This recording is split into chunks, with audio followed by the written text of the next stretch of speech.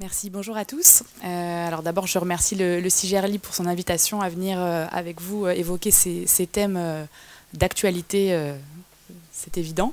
Donc voilà, je suis Marianne Auton du cabinet Seban, je ne sais pas si certains d'entre vous peut-être le connaissent. Donc je travaille dans le pôle énergie de ce cabinet qui en a plusieurs. Et effectivement, la production d'énergie renouvelable, autoconsommation, ce sont les sujets phares en ce moment pour les acteurs publics que nous accompagnons. Voilà, donc effectivement, c'est important. Madame la directrice a rappelé tous les aspects de sobriété énergétique qui sont évidemment un pan très important en ce moment, évidemment, mais l'aspect production d'énergie renouvelable, c'est un peu la brique complémentaire et l'autre jambe de, je dirais, l'action que peuvent avoir les acteurs publics dans ce domaine. Donc, vous le savez, il y a une actualité assez riche puisqu'on a un projet de loi d'accélération des énergies renouvelables qui est actuellement en discussion. La commission de mixte paritaire s'est réunie mardi. Donc on va assez prochainement avoir un texte nouveau sur ces thématiques-là et qui va apporter, on l'espère, en principe, des avancées, débloquer certains éléments ou préciser des choses qui ne vont pas être forcément de nature, pour le coup, à débloquer les projets. Mais par contre, voilà, on a une actualité qui est riche et qu'on suit attentivement. Donc ce qu'on a voulu pour aujourd'hui aborder comme thème dans cette petite intervention, voilà, qui va essayer un peu autour de ce que peuvent faire les communes, puisque voilà, c'était l'idée du CIGERLI d'avoir cette intervention à destination de ses adhérents, bien entendu, de dresser un peu ce qui peut être fait en matière de production d'ENR et d'autoconsommation par les communes. Donc dans un premier temps, je vous proposerai d'évoquer les possibilités d'intervention qui sont offertes par les textes, un peu de rappeler le panel de possibilités que vous avez pour agir. Ensuite, évoquer les structures auxquelles vous pouvez adhérer, participer, prendre du capital, enfin prendre des parts au capital. Et enfin, évoquer vraiment la thématique de l'autoconsommation individuelle et collective. Évidemment, ces trois thématiques sont imbriquées et sont liées. Un projet ne va pas être strictement prendre des participations à une société. Voilà, il y aura forcément des composantes des autres domaines. Mais voilà, on a essayé d'un petit peu de structurer comme ça pour avoir ce panorama un petit peu large. Donc dans un premier temps, peut-être voilà, aborder les possibilités d'intervention qui sont offertes aux communes. Dans un premier temps, je voudrais rappeler à titre de contexte que la production d'ENR s'inscrit dans, on va dire, un enchevêtrement, un écosystème de compétences qui ont un lien avec les ENR. Ce n'est pas autoportant, on ne décide pas tout seul dans son coin de faire de la production d'ENR. Il y a beaucoup d'acteurs qui vont avoir une capacité d'intervention d'une manière ou d'une autre sur ces thématiques-là. Rapidement, évidemment, je voudrais parler des compétences de planification énergétique. C'est évidemment quelque chose d'important parce que c'est ce qui va donner un petit peu l'impulsion, la coloration au territoire sur ces thématiques de production de d'ENR, ou en tout cas ça devrait être voilà, des documents qui contribuent à déterminer quelle va être la stratégie localement en termes de production d'ENR. Donc, je vous cite quelques exemples, ce qu'on appelle les SCRAE, donc les schémas régionaux du climat, de l'air et de l'énergie. Donc, c'est des schémas qui sont à l'échelle régionale. Les communes sont consultées, mais c'est évidemment à l'échelle régionale, et qui vont comprendre un schéma de développement éolien. Alors, dans des milieux urbains, c'est peut-être moins prégnant comme problématique, mais voilà, il y a quand même cette notion de prise en compte de l'éolien au niveau de ces documents-là. Vous avez les SRADET ensuite, les schémas régionaux d'aménagement, de développement durable et d'égalité des territoires, qui sont censés fixer des objectifs en matière de développement et d'exploitation des énergies renouvelables et de récupération. Pardon. Donc là encore, vous avez au niveau régional, en principe, un document qui doit donner un cadre, fixer des objectifs. Ensuite, de manière plus proche, vous avez les PCAET, les plans climat-énergie territoriaux, qui là encore doivent fixer un programme d'action supposé développer la production d'énergie renouvelable. Donc tout ça, voilà, sans prétendre à l'exhaustivité, mais en tout cas pour vous rappeler que votre démarche va s'inscrire dans un contexte de planification qui vient du niveau régional, du niveau national effectivement également, mais si on parle des collectivités, voilà, ça commence au niveau régional. Ensuite, la production d'ENR, elle est évidemment indissociable des compétences qui sont liées au réseau.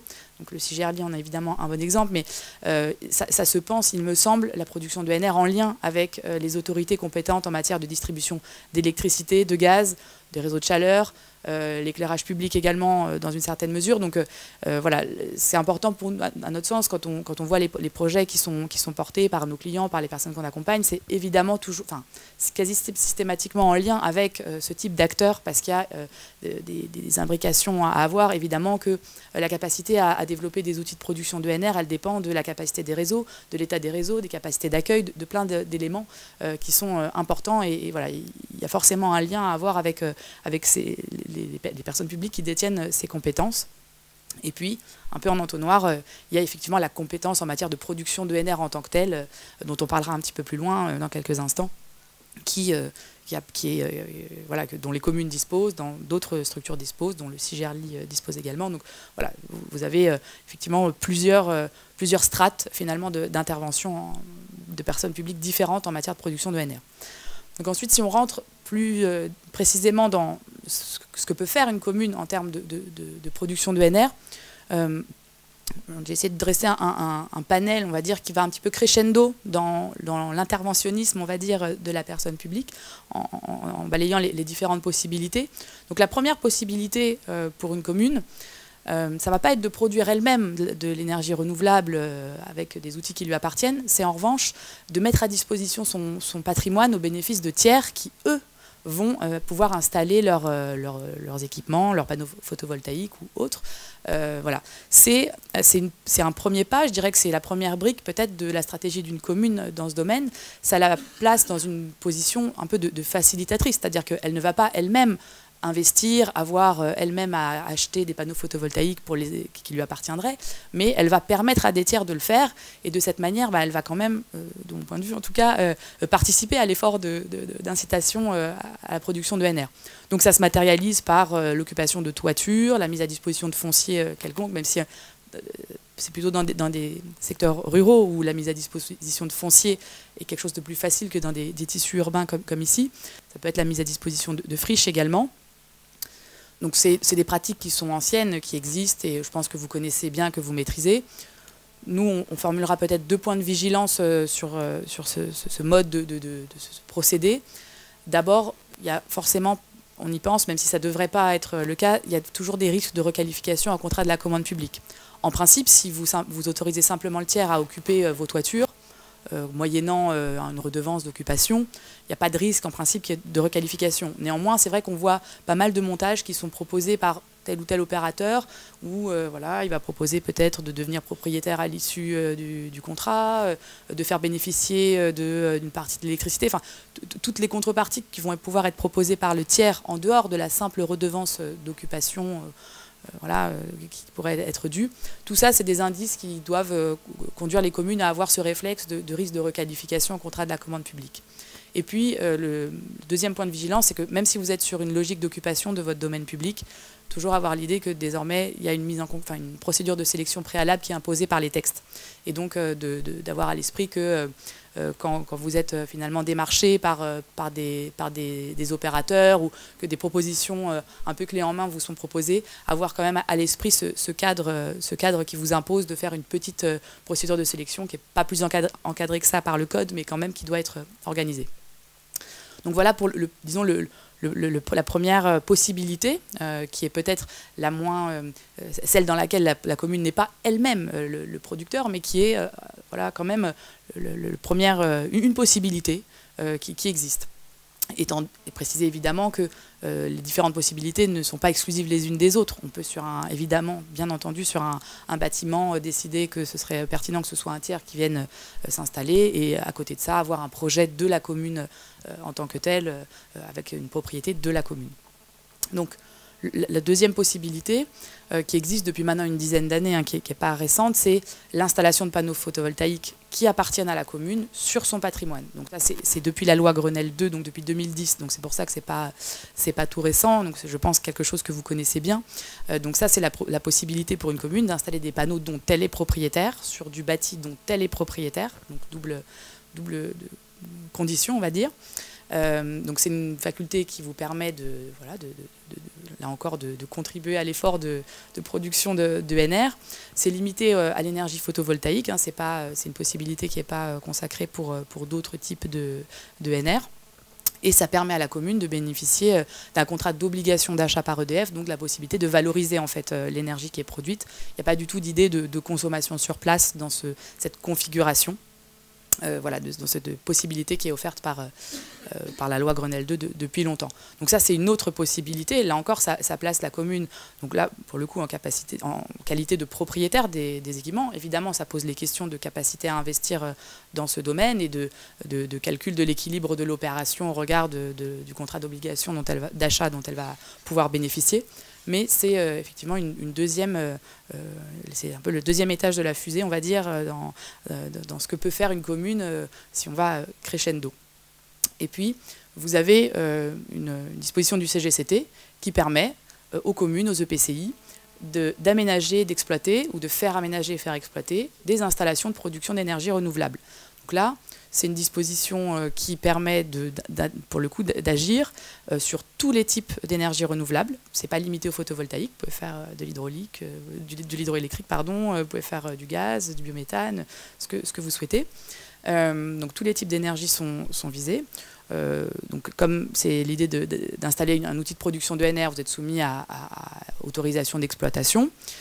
Et vous avez aussi la possibilité de bénéficier d'un contrat d'obligation d'achat de l'électricité produite. Donc là, l'idée, c'est que vous n'êtes pas limité à votre simple bâti. Vous pouvez, c'est pas juste des panneaux solaires que vous allez pouvoir installer sur vos toits. Vous pourriez décider de créer un outil de production de NR sur tel ou tel territoire.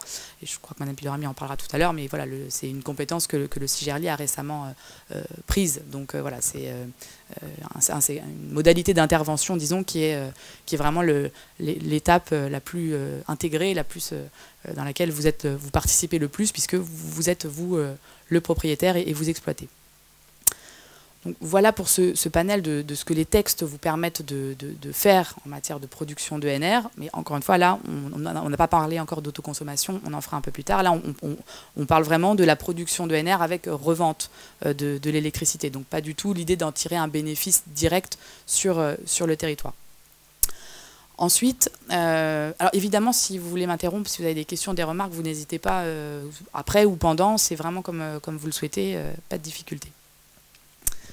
Donc ensuite, je voudrais évoquer les structures auxquelles les communes peuvent participer, parce qu'en matière de production de NR, vous avez des spécificités, des notions, des typologies d'outils qui n'existent pas dans d'autres domaines.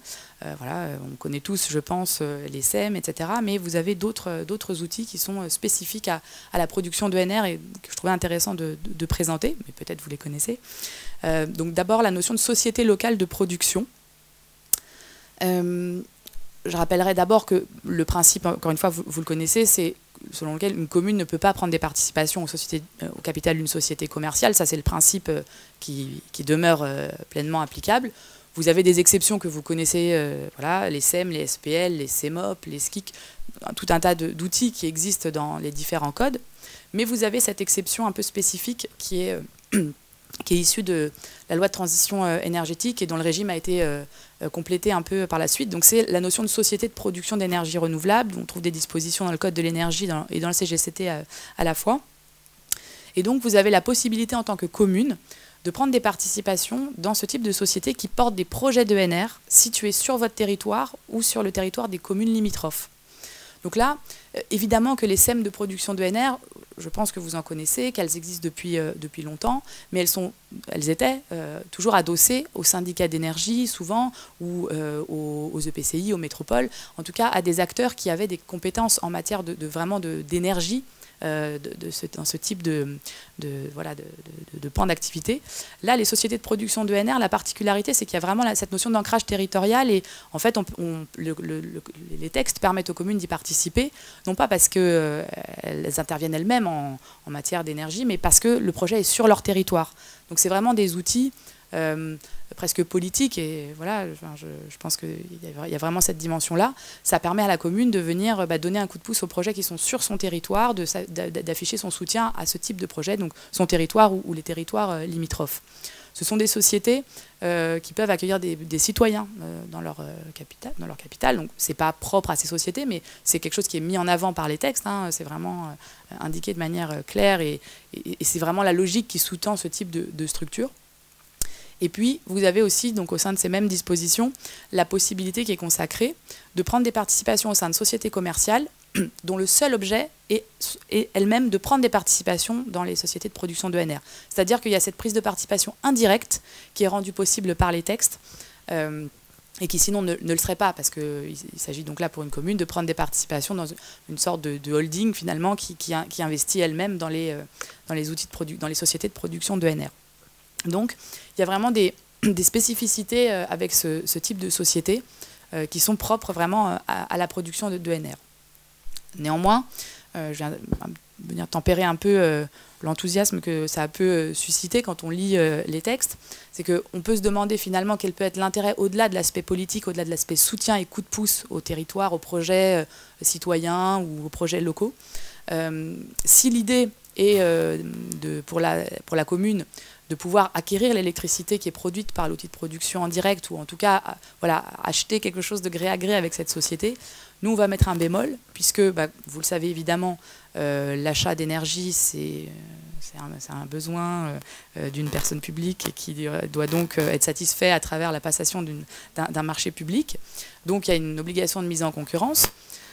On connaît tous la dérogation in-house qui permet de s'en exonérer. Simplement, la dérogation in-house, elle n'est pas envisageable si vous avez une personne privée qui participe au capital de l'entité auprès de laquelle il s'agit de s'approvisionner.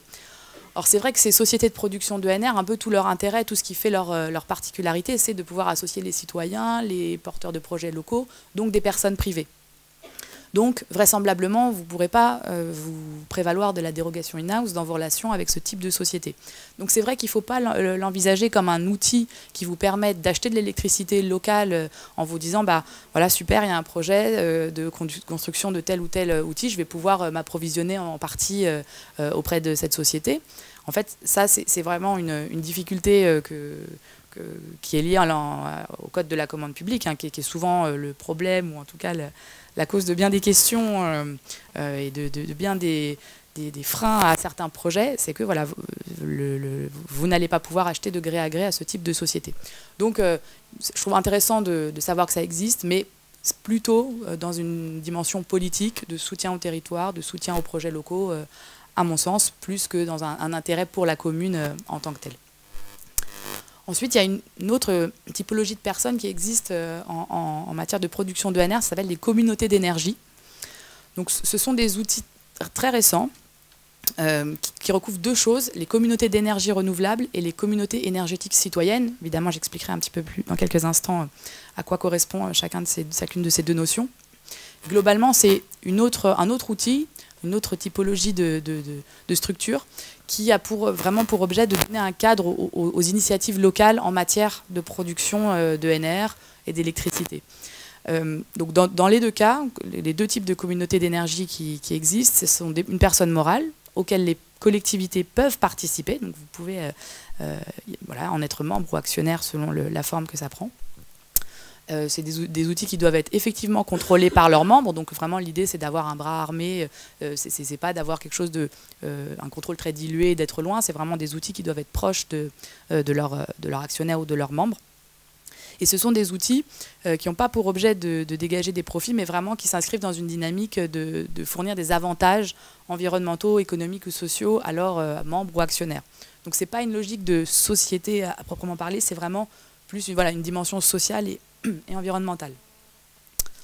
Donc les communautés d'énergie, c'est issu comme souvent du droit de l'Union européenne, donc c'est des outils très récents. Je vous mets juste les textes pour vous donner une idée de la temporalité et de la date à laquelle ça a été inscrit dans le cadre juridique.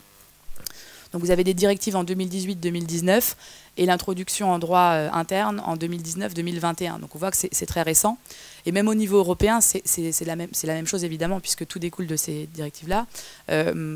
Si vous regardez, vous voyez que par exemple en Pologne, c'est en 2021 qu'il y a eu la première communauté d'énergie renouvelable qui a été créée. Vous voyez qu'au Portugal, c'est en 2022. Enfin, voilà, c'est des outils quand même très très récents.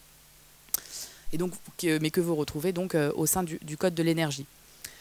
Les communautés d'énergie renouvelable, Ce qu'il faut retenir, c'est que et là, les éléments que j'indique sont vrais aussi pour les communautés énergétiques citoyennes. C'est une personne morale dont l'actionnariat ou la possibilité d'y participer doit être ouverte à tout type de membres ou d'actionnaires. Donc c'est vraiment des structures ouvertes.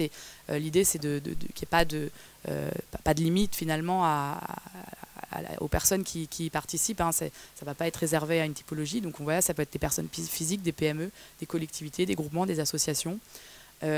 Par contre, vous avez un critère de proximité. Les communautés d'énergie renouvelable, elles doivent s'inscrire à proximité de projets d'ENR. Donc, l'idée, c'est pas que si vous avez un projet dans la région lyonnaise, que des personnes qui sont en Bretagne viennent y adhérer. Il y a vraiment cette idée de local, de critère de projets locaux qui est importante.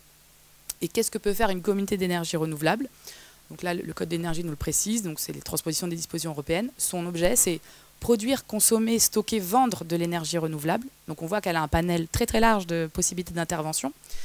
Donc en ça, c'est un objet qui est intéressant pour les communes. Elle peut partager en son sein l'énergie renouvelable produite. Donc elle est propriétaire d'outils de production d'ENR. Elle peut partager entre ses membres excusez-moi, l'électricité produite. Et elle peut accéder à tous les marchés de l'énergie. Donc elle peut vendre sur les marchés l'énergie qu'elle produit. Prie de m'excuser, je vais boire un petit peu d'eau.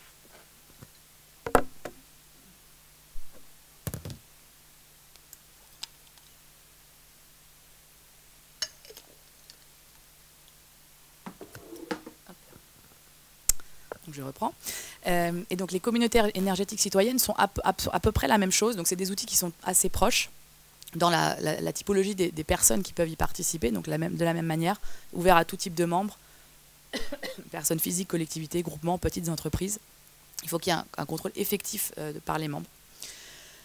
Et ce qu'elle peut faire, il y a deux choses qui la différencient de la communauté d'énergie renouvelable. D'abord, son action, elle est limitée à l'électricité. Les communautés d'énergie renouvelable peuvent avoir des projets qui portent sur tous les types d'énergie renouvelable, donc pas que l'électricité. Les communautés énergétiques citoyennes, elles ne peuvent agir qu'en matière d'électricité. Elles ont les mêmes possibilités que les communautés d'énergie renouvelable. Elles en ont une en plus, par contre, c'est le deuxième point. C'est fournir des services liés à l'efficacité énergétique, des services de recherche pour les IRVE et d'autres services énergétiques. Donc, le panel d'action est à la fois plus large, mais limité à l'électricité. Je suis désolée.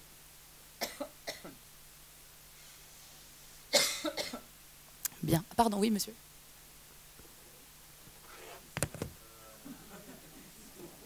Merci.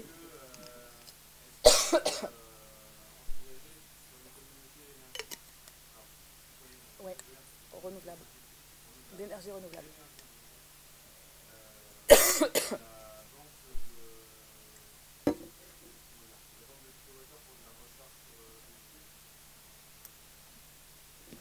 Alors, tout dépend, en fait, à qui elle va les vendre. Parce que, en tant que telle, dans la mesure où elle peut produire, consommer et vendre de l'énergie renouvelable, pour moi, il n'y a pas de difficulté à ce qu'elle vende, peu importe l'objet finalement, peu importe ce que l'acheteur va en faire. Après, la question, c'est, et j'en parlerai un petit peu plus loin, c'est la même question que, la même limite que celle que j'évoquais pour les sociétés de production d'ENR, c'est que si l'idée, c'est de la vendre à la commune, vous allez vous retrouver dans les mêmes problématiques, toujours la même chose, d'achat public, de in-house, et de in-house non rempli en l'occurrence, parce que vous allez forcément, enfin 99% du temps, avoir des personnes privées en son sein. Donc je dirais oui sur la possibilité. En soi, l'électricité qu'elle produit peut avoir des finalités assez larges. Mais après, la question, c'est le process finalement pour procéder à cet achat. Du coup, ça veut dire, est-ce qu'on peut par exemple envisager une vente publique de l'électricité à des particuliers dans le cadre d'une recharge de véhicules électriques, par exemple? Je vois pas ce qui empêcherait, en tout cas en l'état du texte tel qu'il est rédigé. Hein, l'idée, c'est d'avoir vraiment un panel le plus large possible d'activités. Okay. Donc, je pense. Après, c'est sûr que c'est difficile d'avoir du recul parce que, comme je vous le disais, c'est des outils très très récents. Mais sur le papier, pour moi, je pense que ça s'inscrit quand même dans ce contexte. Merci. Alors, une des limites, par contre, à ces deux outils, c'est qu'on a un projet de décret qui n'existe pas encore, donc il manque des dispositions réglementaires. Un un projet de décret sur lequel la Commission de régulation de l'énergie avait donné un avis défavorable en plus, au mois de juin, qui n'a du coup toujours pas été modifié, qui n'a pas été sorti. Donc il manque des dispositions qui auraient dû apporter certaines précisions, notamment sur la définition du critère de proximité géographique, qui est indispensable pour participer à ces types de structures. Donc c'est quand même un sujet. Le projet de décret aussi aurait aussi précisé la typologie de la forme en fait, que peut prendre cette communauté d'énergie, parce qu'en fait il faut bien voir que ce n'est pas une catégorie juridique en tant que telle, ça vient s'adosser finalement sur les catégories qu'on connaît bien, associations, sociétés, etc. Donc c'était le rôle notamment de ce décret de venir nous préciser comment on la formalise juridiquement.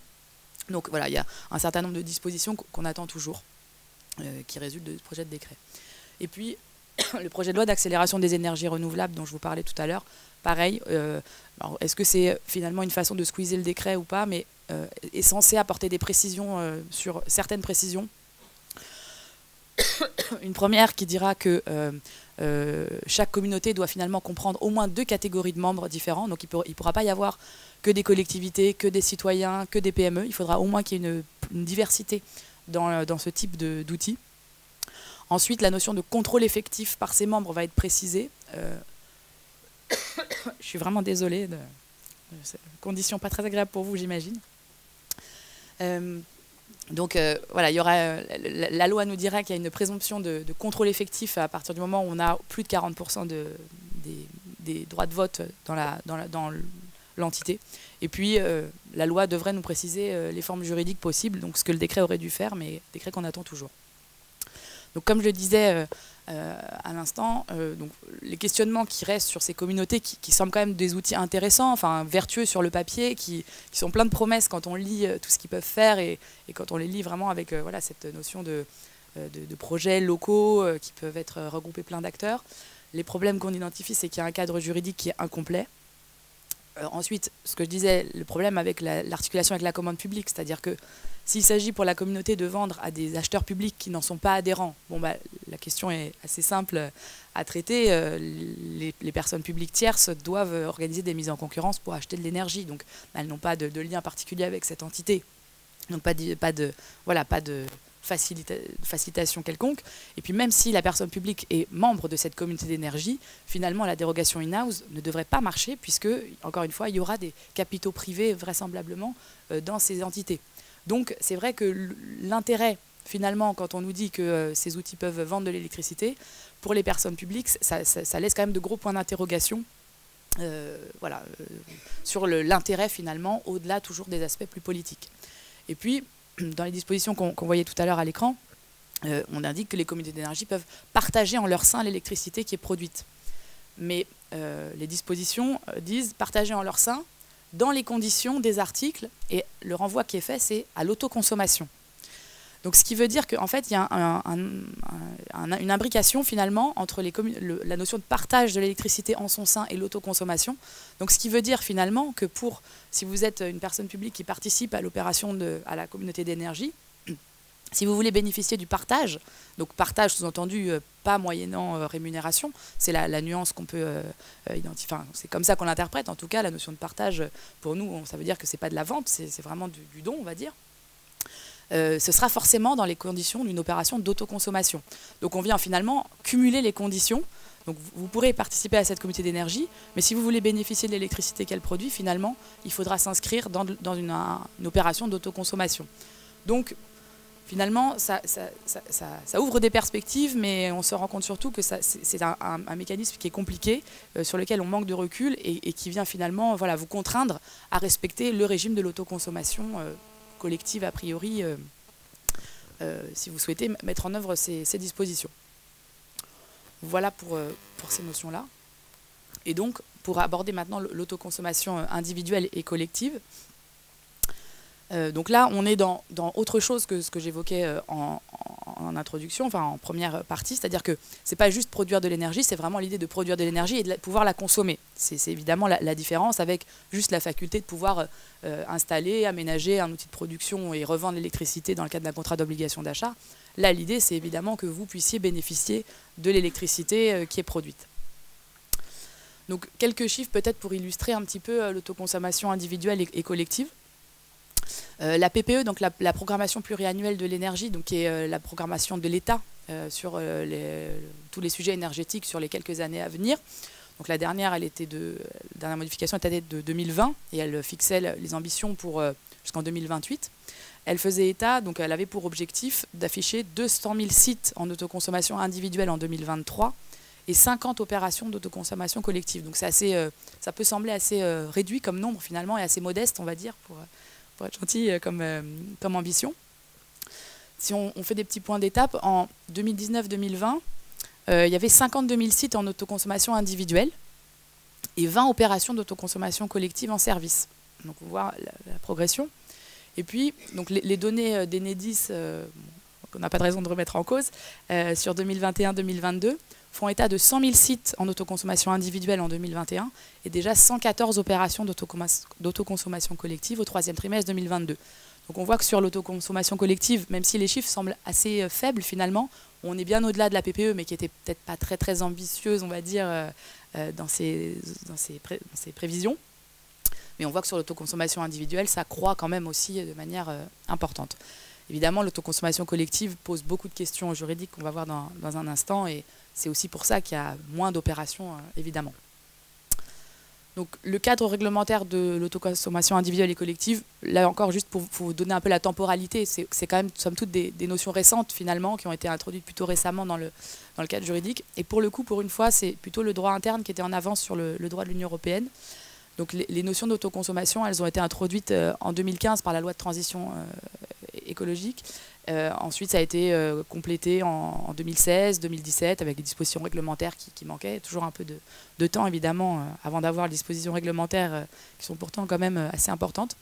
Et les directives sont intervenues qu'en 2018-2019. Donc on voit que là, pour le coup, le droit interne était plutôt en avance.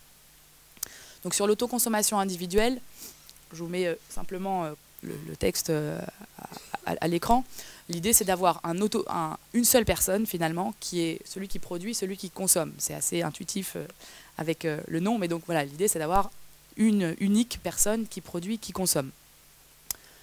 Un petit schéma qui vaut ce qu'il vaut, qui est issu de la PPE, avec une maison. L'autoconsommation individuelle, c'est pas aussi simple que ça. Vous pouvez avoir des configurations un peu différentes. Les petites flèches roses qui sont sur le côté plutôt gauche et en bas, elles montrent que la maison, elle consomme l'électricité qui est produite par le panneau solaire, donc ça rentre dans la consommation de la maison. Et par contre, l'autre flèche rose qui vient du réseau électrique, elle montre qu'il peut y avoir autoconsommation individuelle avec un complément, évidemment, si la production d'ENR n'est pas suffisante pour les besoins du consommateur. Et de la même manière, vous avez les flèches vertes qui montrent que l'énergie produite par les panneaux solaires, elle est utilisée par la maison, mais s'il y a trop de production à un moment donné, le surplus il est injecté sur le réseau. Donc vous avez finalement quand même ces combinaisons possibles. Vous pouvez avoir l'injection sur les réseaux et le soutirage sur le réseau en même temps que l'autoconsommation, autoproduction. Voilà.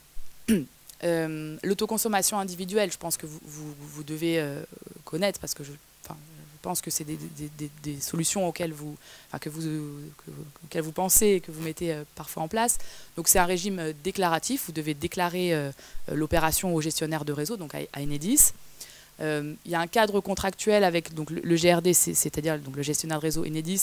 Il y a différents types de contrats qui doivent être conclus en fonction de est-ce que vous consommez tout, est-ce que vous injectez de la production sur le réseau, si oui, à quelle puissance vous injectez. Donc vous avez 3 typologies de contrats différents selon la configuration. Et puis pour les panneaux photovoltaïques, vous avez une obligation simplement de déclaration préalable et pas de permis de construire. Donc, voilà, une chose un petit peu plus simple.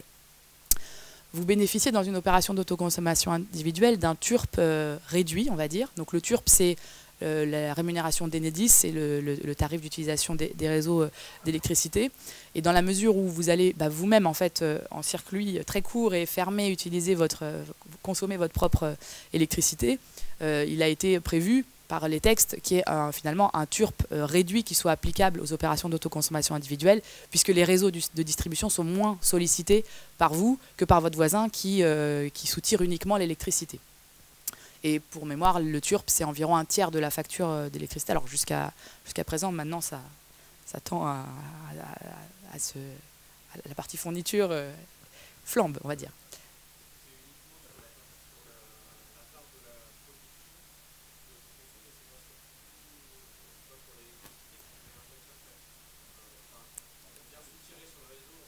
Oui, oui. Oui, oui. Ensuite, bon, pour dire un petit mot de la fiscalité, même si c'est assez complexe, si l'électricité que vous produisez est entièrement consommée, il y a une dispense de l'IFER, donc l'imposition forfaitaire sur les entreprises de réseau. Donc voilà, il y a une dispense. Et puis une dispense d'accise sur l'électricité sous certaines conditions de puissance, donc pour les plus petites installations. Donc il y a quand même un cadre, on va dire, un petit peu incitatif qui est mis en place sur ces terrains-là voilà, pour essayer d'aider. Et ce que je l'indique, c'est que le projet de loi d'accélération des ENR, le Sénat avait proposé d'étendre cette dispense de l'accise également aux opérations d'autoconsommation collective et l'Assemblée nationale n'a pas souhaité le faire. Voilà. Donc ça reste quelque chose de plus intéressant en l'état en tout cas du texte en autoconsommation individuelle. Ensuite, en autoconsommation individuelle, même si en principe vous êtes tout seul, comme son nom l'indique, un seul producteur, un seul consommateur, en fait, il y a la possibilité d'avoir un tiers investisseur. Donc c'est une possibilité qui a été ouverte par les textes. Et finalement, vous pouvez être deux à participer à l'opération d'une certaine manière et quand même rester dans cette notion d'autoconsommation individuelle. Donc le tiers investisseur, c'est vraiment quelque chose qui est consacré par le Code de l'énergie, il peut être propriétaire de l'installation, ou alors il peut simplement la réaliser, et il peut également avoir des missions d'exploitation, de gestion de l'outil que vous avez fait installer. Et pour autant, même s'il est propriétaire de l'outil de production, la qualification d'autoconsommation individuelle perdure et demeure valable. Donc c'est des dispositions qui ont été introduites pour faciliter en fait le recours à ces opérations qui nécessitent quand même une ingénierie, le fait de pouvoir débourser quand même des sommes importantes selon la typologie de la personne qui souhaite se lancer dans l'opération. Et donc l'idée c'est de pouvoir faciliter en fait ces opérations par la consécration de ce tiers investisseur. Donc l'idée pour le tiers c'est qu'il est rémunéré pour faire ce qu'il fait, évidemment c'est pas à titre gracieux. Et l'intérêt pour la commune, c'est d'externaliser finalement à minima la gestion de l'opération et puis voir la propriété si c'est le souhait du montage qui est retenu. Donc je remets en dessous, donc les missions qui peuvent être confiées à ce tiers, c'est être propriétaire, développer le projet, installer les panneaux, assurer la maintenance, s'occuper des assurances, l'exploitation. Donc vous avez cette possibilité-là. Vigilance, encore une fois, avec ce tiers investisseur, la plupart du temps, en fait, il va répondre à un besoin de la commune. Donc, toujours la même chose, je me répète, mais il va répondre en fait à un besoin de la commune qui va se caractériser par finalement la conclusion d'un contrat de la commande publique. Ça peut être un marché, ça peut être une concession, bon, même s'il y a on peut s'interroger sur l'existence d'un risque éventuellement, mais toujours est-il que ça va se matérialiser par un contrat de la commande publique et donc l'obligation d'organiser une mise en concurrence pour sélectionner ce tiers investisseur. Là encore, je dis ça notamment parce que vous avez pas mal d'opérateurs divers et variés qui proposent, en fait, qui viennent un petit peu démarcher les collectivités, les personnes publiques en leur proposant des solutions. Il faut toujours être vigilant là-dessus, c'est-à-dire que là, pour le coup, vraiment, il répond à un nouveau besoin. Et là, c'est vraiment la mise en concurrence est nécessaire. Et le projet de loi d'accélération des ENR devrait le confirmer explicitement en disant quand une personne publique choisit son tiers investisseur, elle le fait dans le respect du Code de la commande publique. Pas exactement formulé comme ça, mais globalement, voilà, il va y avoir une confirmation assez claire du fait qu'il faut faire une mise en concurrence pour sélectionner ce tiers. Après, il y a toujours la possibilité de faire l'opération en in-house. C'est vrai que ça peut arriver sur certains territoires que le PCI ou en tout cas une entité à laquelle la commune participe ait des propositions en ce sens et puisse avoir voilà, une espèce d'ingénierie un peu groupée qui lui permette de recourir à ces services, par exemple sur la gestion, sur l'installation, etc. Et là, pour le coup, la dérogation in-house pourrait fonctionner, évidemment. Oui.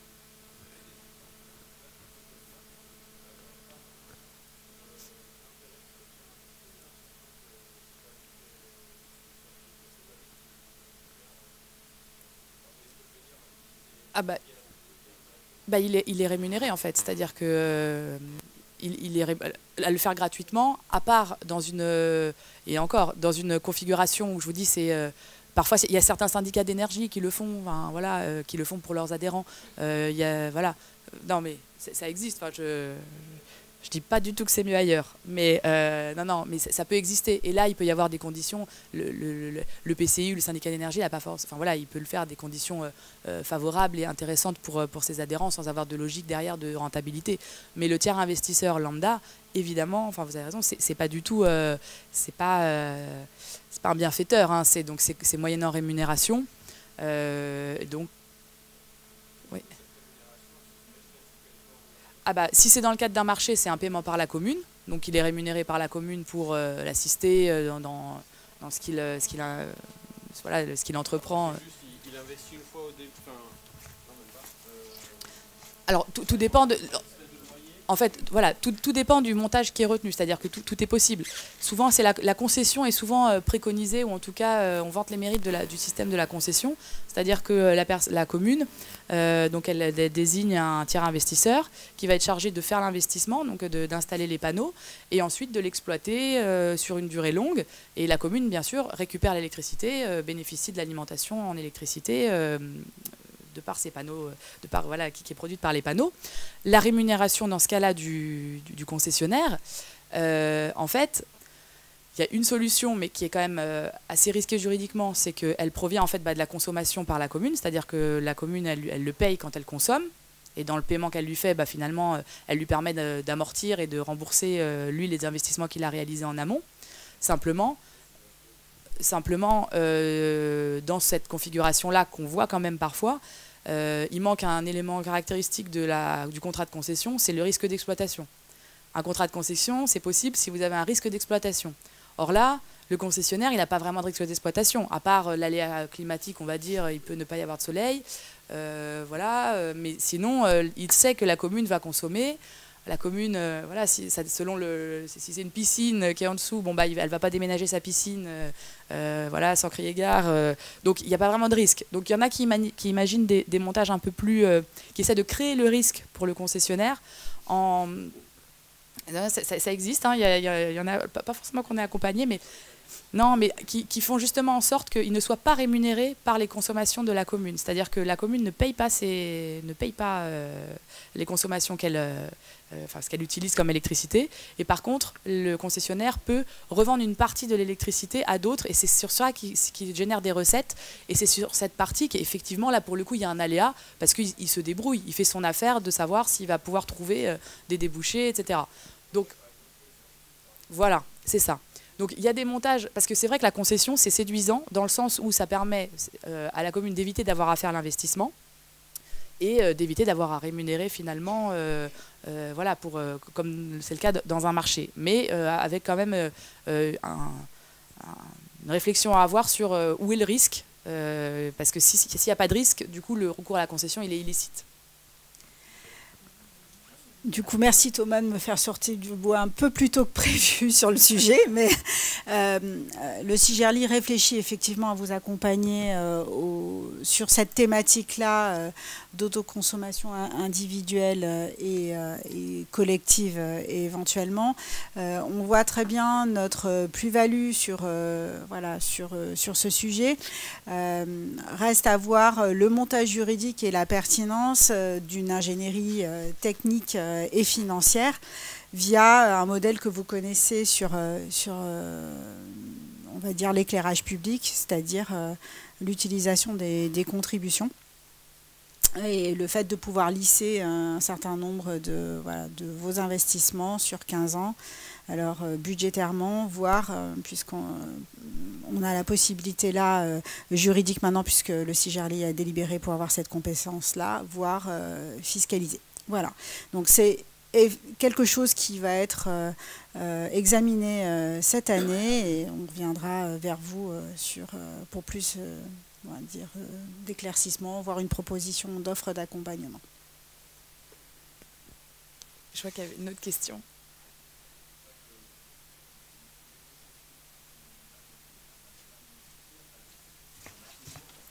Notamment quand on parle de petites installations qui peuvent être faites, de petites installations photovoltaïques, c'est vrai que la concession, ça apparaît comme un montage qui est quand même assez complexe. Est-ce que du coup, il y a d'autres possibilités qui ont été identifiées et qui seraient un peu moins lourdes dans la mise en place ? malheureusement, comme on va vite être dans une logique de commande publique, finalement, on va se retrouver dans le panel de contrats possibles, mais du code de la commande publique, avec forcément quand même les procédures qui vont avec.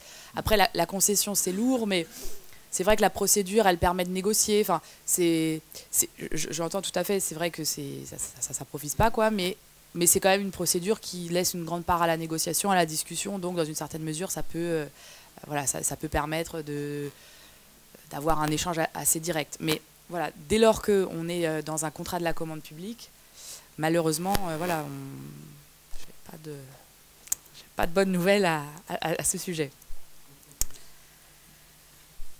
Donc voilà pour la autoconsommation individuelle. Pour l'autoconsommation collective, donc l'opération d'autoconsommation collective, elle a pour caractéristique de réunir un ou plusieurs producteurs et un ou plusieurs consommateurs. Donc en fait, vous pouvez avoir une opération d'autoconsommation collective à 2, mais l'idée, c'est un ou plusieurs à chaque fois. Donc, les conditions, c'est un ou plusieurs producteurs, un ou plusieurs consommateurs, réunis au sein d'une personne morale organisatrice. Et ça, c'est un gros sujet, je l'aborderai dans quelques instants. C'est l'un des freins qui est systématiquement pointé au développement des opérations d'autoconsommation collective, parce que c'est compliqué, ça pose plein de questions et ça amène une forme de rigidité qui est dénoncé, on va dire, par les praticiens et qui est vraiment pointé comme un frein à la mise en œuvre des projets. Donc l'autoconsommation collective, la configuration de base, c'est toutes ces personnes, les producteurs et les consommateurs, dans un même immeuble. C'est la configuration de base.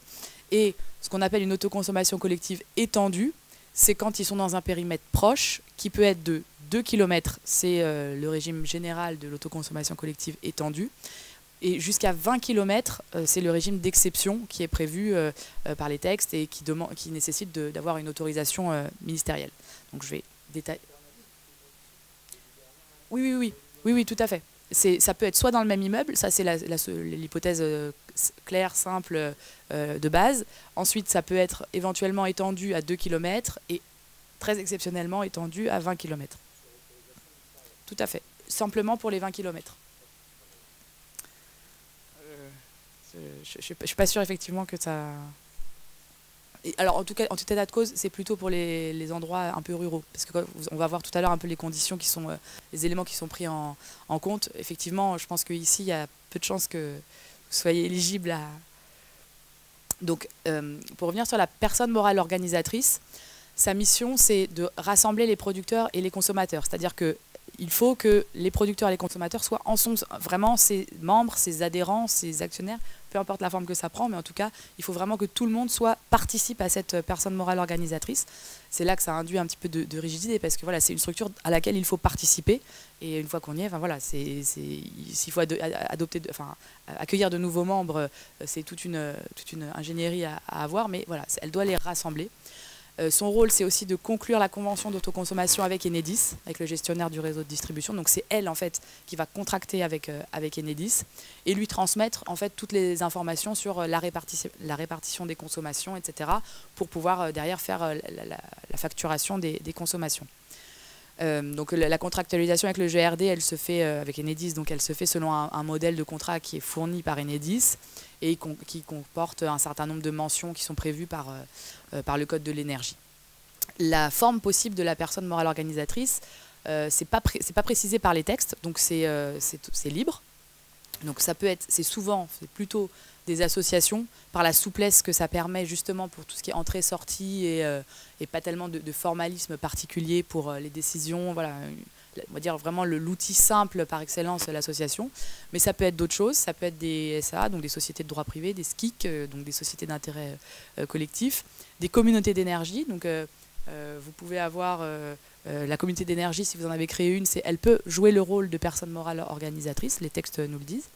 Et puis ça peut être aussi les bailleurs sociaux. Vous avez des dispositions spécifiques dans le Code de l'énergie qui vous disent que quand les opérations d'autoconsommation collective réunissent les locataires et le bailleur social, ça peut être l'office ou la société de droit privé, en tout cas le bailleur social, qui assure cette fonction de PMO.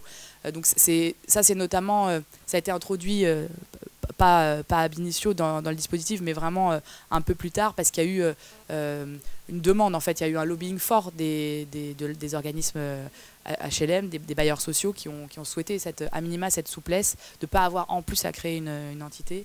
Et puis c'est sûr que eux, pour gérer les entrées-sorties des locataires, c'était un casse-tête assez impressionnant. Voilà. Et donc il y a eu cette facilité qui a été consacrée pour eux. Une question qu'on se pose souvent, c'est est-ce que la personne morale organisatrice doit être une structure ad hoc? C'est est-ce qu'il faut créer une personne? Et cette question, alors elle ne se pose pas si elle réunit des personnes qui effectivement n'ont aucun lien entre eux. La réponse elle est positive de manière certaine. En revanche, on peut se poser la question s'il y a une opération d'autoconsommation collective réunit par exemple des adhérents d'un EPCI, des adhérents d'une commune, d'un syndicat, pardon. Dans cette mesure-là, si les producteurs et consommateurs sont uniquement ces personnes publiques-là, eh bien, à notre sens, il n'y a pas forcément d'utilité à créer une personne morale ad hoc, et ça peut être le PCI ou le syndicat qui peut jouer ce rôle de personne morale organisatrice. Après, c'est sûr que, par contre, la condition, c'est qu'il y ait vraiment uniquement ces acteurs publics-là et pas de tiers qui participent. Donc c'est vrai que le plus souvent, il y a création d'une personne morale distincte et qui est souvent donc, une association. Oui.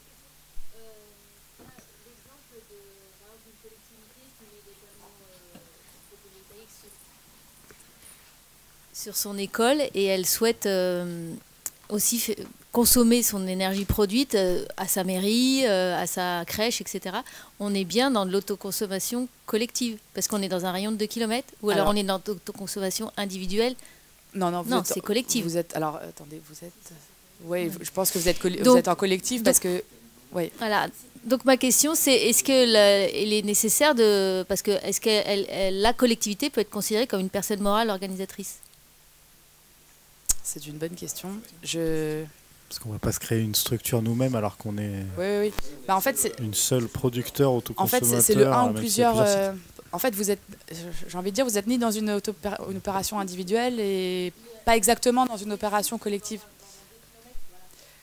En fait, le fait qu'il n'y ait qu'un seul... une seule personne, je ne sais pas comment ça se... Honnêtement... Comment on articule ça? Il y a plusieurs sites, voilà, mais cette notion de un seul producteur, le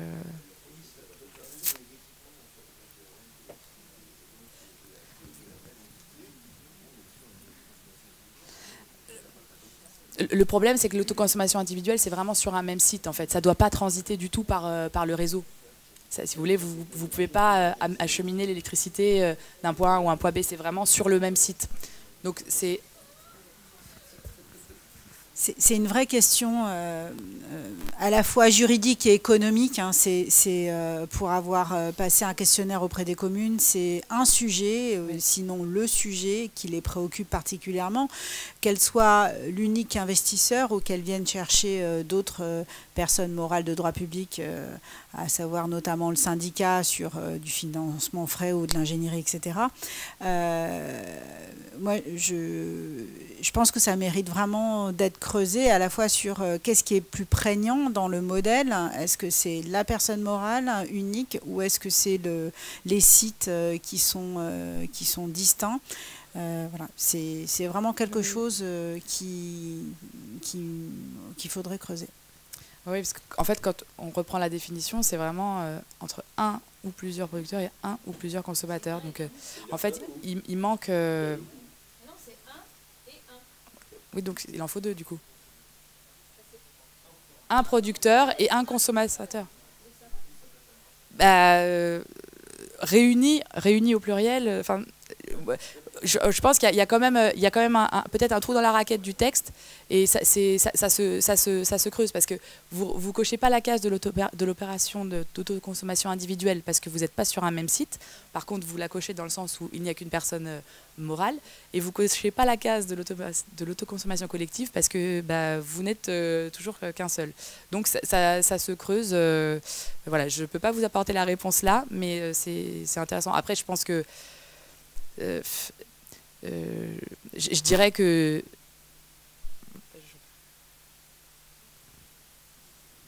peut-être que c'est en interprétant les contraintes, y compris fiscales et financières qui sont adossées aux deux régimes qu'on va pouvoir trouver la solution, à savoir que je pense que ce qui va être retenu, c'est ce que vous allez présenter derrière, éventuellement ce qui sera plus opportun fiscalement. Voilà, je ne suis pas sûre qu'on ait une réponse juridico-juridique comme ça. Oui, et alors il y a 2 questions, il y a une dame.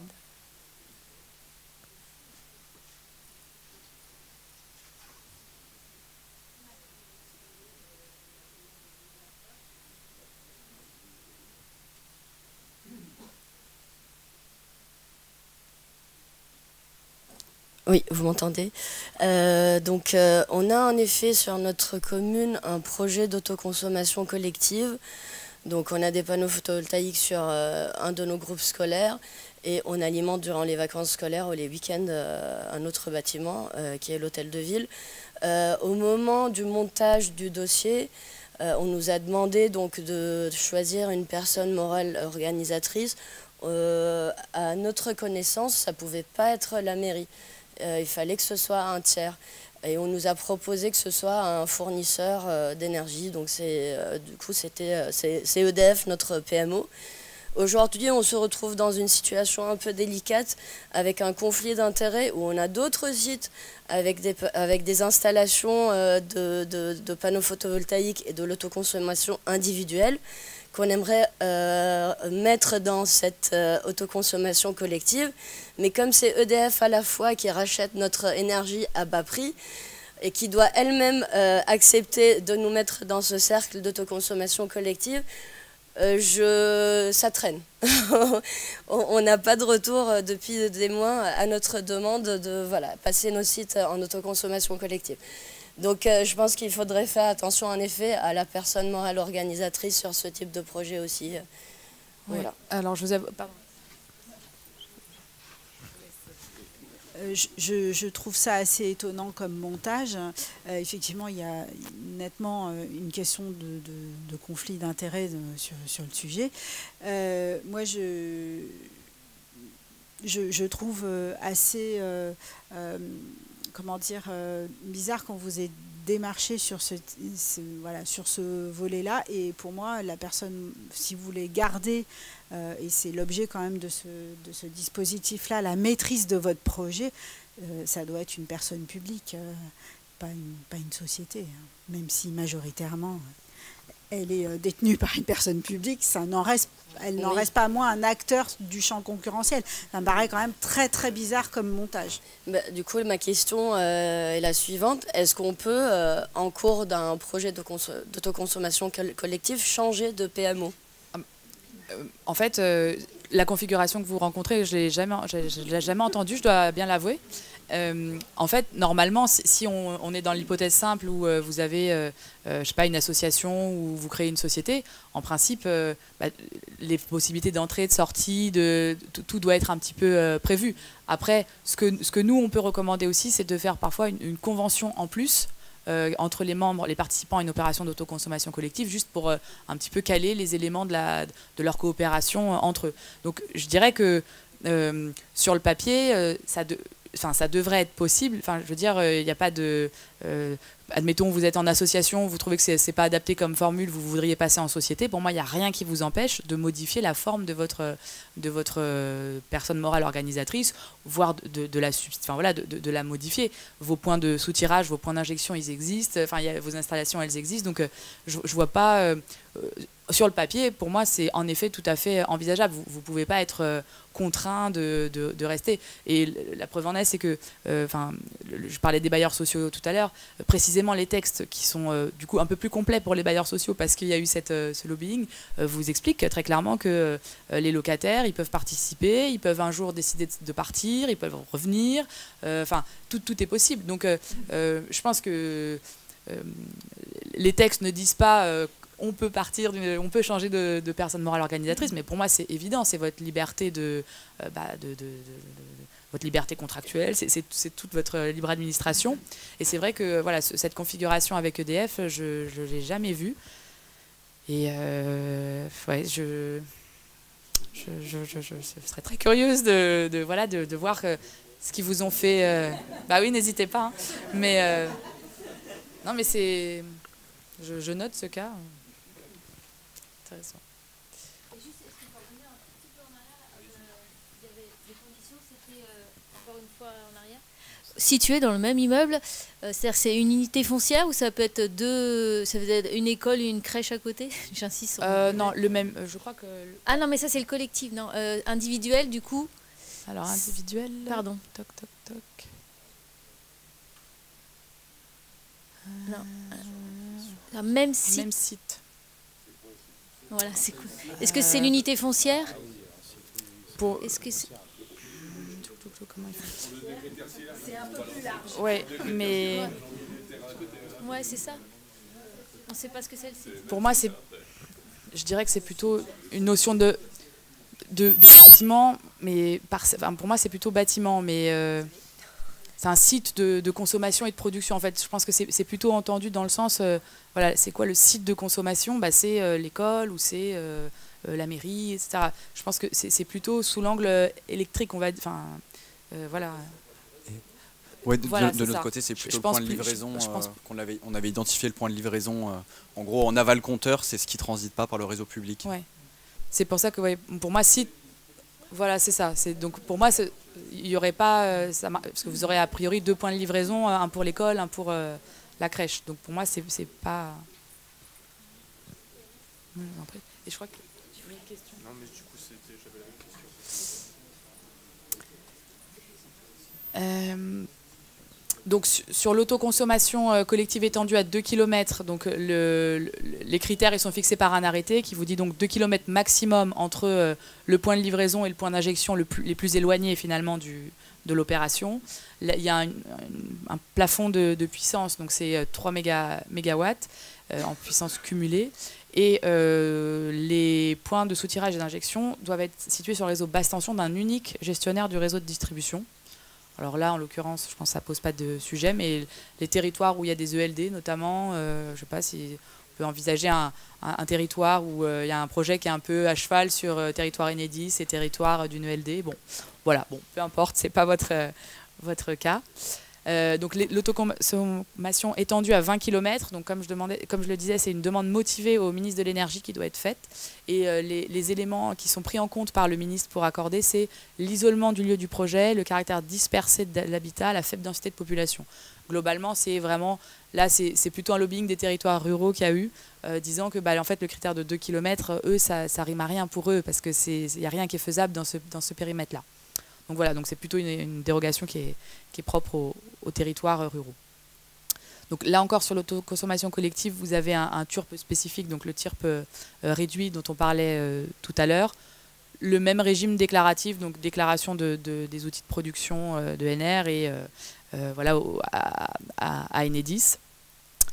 Ce qui est important, c'est donc la clé de répartition. Donc, la personne morale organisatrice, elle doit indiquer à Enedis, au GRD, comment vous avez décidé au sein de votre opération de vous répartir les coûts et les coûts qui correspondent à l'électricité consommée.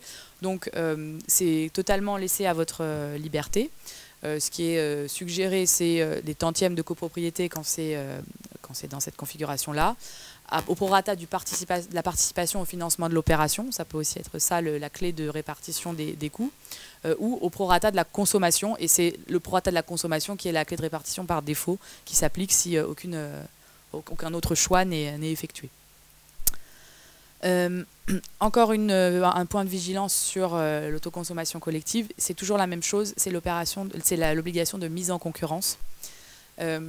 Une personne publique qui souhaite s'inscrire dans une opération d'autoconsommation collective comme consommateur, je dis bien comme consommatrice, donc admettons une opération se lance, elle ne souhaite pas être propriétaire de l'outil de production de NR, elle veut juste s'inscrire dedans et pouvoir y participer.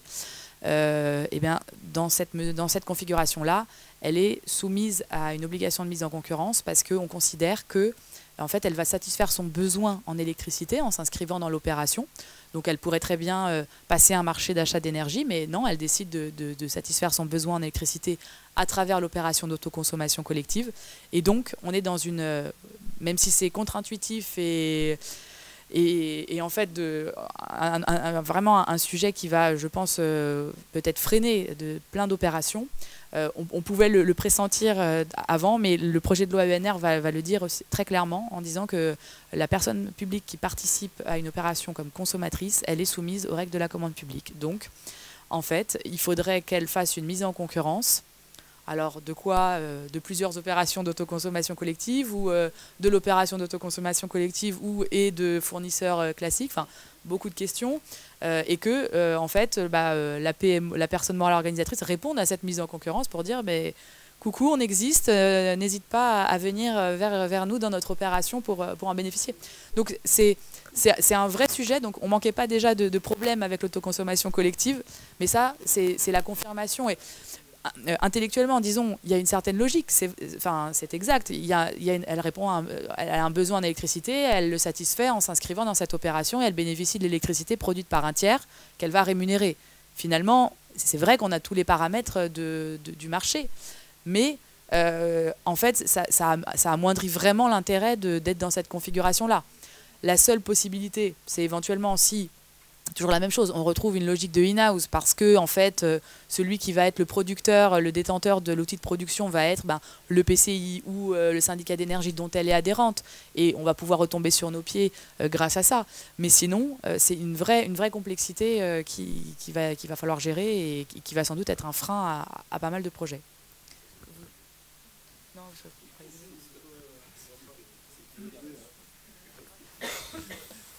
Non, mais on pourrait s'énerver, pousser un coup de gueule, etc. Mais en fait, c'est complètement contre-intuitif, vous l'avez dit. Et il faut qu'on soit intuitif aujourd'hui, dans le monde dans lequel on vit, surtout sur ces thématiques-là. Donc en fait, s'ils avaient voulu tuer dans l'œuf l'autoconsommation collective sur un territoire, ils n'auraient pas fait mieux, quoi. C'est-à-dire qu'à un moment donné, on va avoir quelques projets qui vont proposer de l'autoconsommation collective. Donc je vois pas en quoi on va aller consulter pour acheter l'autoconsommation alors qu'on va peut-être avoir 1, 2 ou 3 opérateurs, quoi. Ah oui.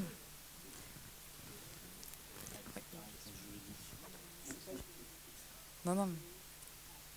Après, jusqu'à présent, je pense qu'il n'y avait pas de mise en concurrence. Voilà, les quelques projets, ils sortaient sans mise en concurrence. Là, le texte va l'imposer. Il va falloir maintenant se demander, je sais pas, est-ce qu'on n'est pas en dessous des 40 000 selon les seuils? Est-ce qu'on peut considérer qu'effectivement, en fait, on n'a pas à faire de mise en concurrence parce que finalement, il n'y a pas un marché de l'autoconsommation collective, donc il n'y a personne d'autre à mettre en concurrence. Il y avait eu des amendements qui avaient été un peu poussés, on avait un petit peu entendu ça, pour dire qu'il y avait une dispense si, dans un périmètre de X kilomètres, il n'y avait pas d'autres opérations d'autoconsommation collective, et bien pas d'obligation de mise en concurrence. Mais en l'état, en tout cas le dernier état du texte, ça n'existait pas dedans. Donc alors est-ce que là, il y a eu la commission mixte paritaire avant-hier, on ne sait pas encore le texte qui en est sorti. Espérons, on ne sait jamais que peut-être ça a été réintroduit.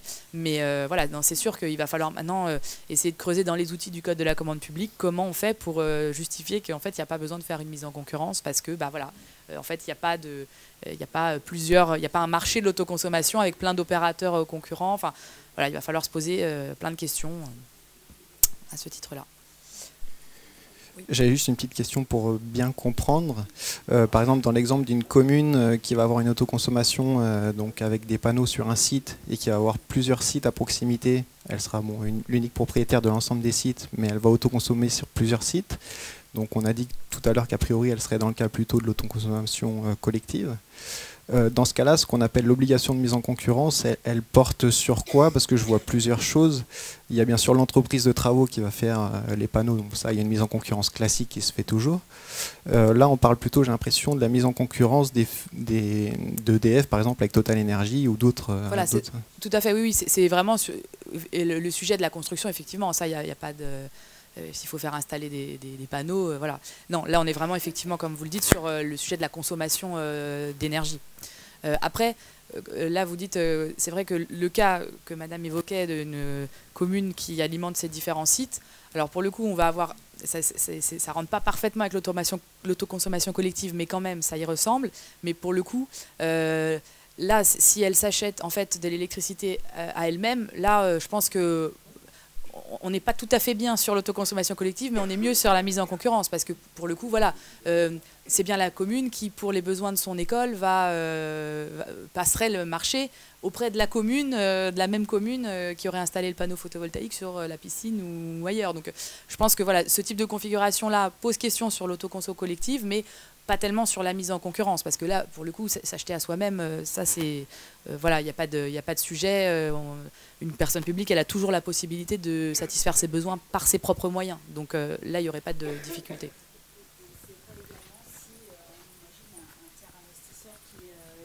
Syndicat, puisqu'on serait dans une dérogation in-house, ouais, voilà, c'est ça. C'est ça, c'est que ça incite peut-être à réfléchir effectivement à des montages dans lesquels on sera entre personnes publiques et on pourra, l'une étant adhérente de l'autre, se prévaloir de ces dispositions-là. Effectivement. Et puis un dernier point peut-être juste sur les opérations d'autoconsommation collective. Et voilà, vous parlez juste de la possibilité de valoriser l'électricité excédentaire. Donc, ça c'est juste un petit schéma pour vous montrer en orange le surplus, donc sur de la production photovoltaïque, vous le savez très bien je pense. Voilà, il y a des moments où il y a de l'électricité qui est produite mais qui n'est pas consommée parce que les besoins ne sont pas à ce moment-là. Ça c'est plutôt sur la consommation d'une maison, d'un ménage. On voit qu'il y a les pics de consommation plutôt le matin et le soir et la production qui est très forte en journée. Donc vous avez toujours la possibilité en autoconsommation de valoriser le surplus. Donc c'est pas perdu, donc vous pouvez le vendre à un tiers. Vous pouvez le céder à titre gratuit à Enedis, c'est possible, hein, ce n'est pas une blague, c'est prévu par les textes comme ça, c'est à votre discrétion. Voilà. Vous pouvez valoriser l'électricité dans le cadre des appels d'offres qui sont lancés périodiquement par la Creux pour inciter justement les projets. Donc vous avez un appel d'offres qui s'appelle PPE2 sur l'autoconsommation, donc qui vous permet, alors là je crois qu'en ce moment il n'y a pas de vous savez les appels d'offres ils fonctionnent par période, donc là je crois que c'est fermé actuellement mais ça se rouvrira prochainement et donc il y a des conditions, mais vous pouvez, voilà, si vous avez une opération d'autoconsommation collective ou qui produit trop et que voilà vous souhaitez pouvoir compléter finalement en valorisant, vous pouvez répondre à ces appels d'offres. Et puis la notion de guichet ouvert, donc c'est la revente classique, s'inscrire dans les régimes d'obligation d'achat, de complément de rémunération selon la typologie et la puissance installée, etc. Donc voilà, donc il y a cette... si tous les besoins finalement n'absorbent pas la totalité de l'énergie produite, il y a toujours la possibilité d'avoir ce complément de valorisation. Je crois que c'était la fin. Voilà. Donc, écoutez, bon, je ne sais pas si vous aviez d'autres questions. Oui.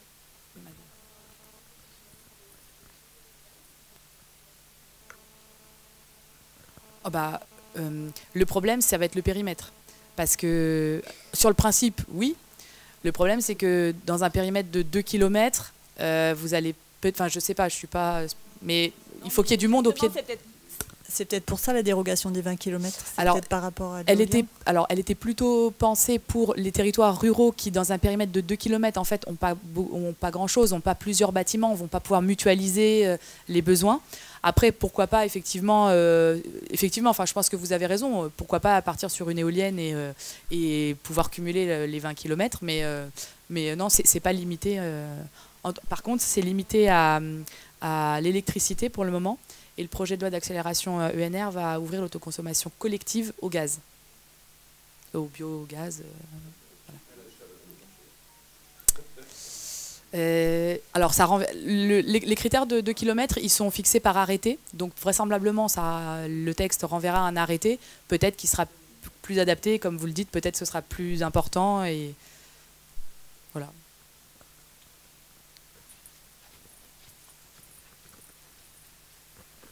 Oui. Oui, vous m'entendez? Oui. Juridiquement, est-ce qu'il y a un risque différent, on va dire, entre, d'un point de vue de la commune ou la PMO, si, je sais pas, il y a un accident sur le réseau, qui est responsable, en fait, si, par exemple, je sais pas, il y a quelqu'un qui se fait électriser sur le périmètre de l'autoconsommation, est-ce qu'il y a un risque pour la commune? ou le PMO? Tout dépend en fait. C'est-à-dire que s'il se fait électriser par le réseau de distribution d'électricité, ça reste Enedis en fait. Hein. Voilà, vous, la PMO, enfin plus exactement le producteur, il va être propriétaire de son outil de production, donc de son panneau photovoltaïque. Alors voilà, si quelqu'un se blesse avec son outil, voilà, ça va être sa responsabilité classiquement. Donc je sais pas moi, sur le toit d'une école, je sais pas, un enfant qui monte. Oui, je pense que ce sera la responsabilité de la commune. Après, si c'est sur le réseau qui achemine l'électricité entre les sites, c'est toujours le réseau de distribution d'électricité, donc c'est toujours Enedis, c'est pas de particularité en ce sens.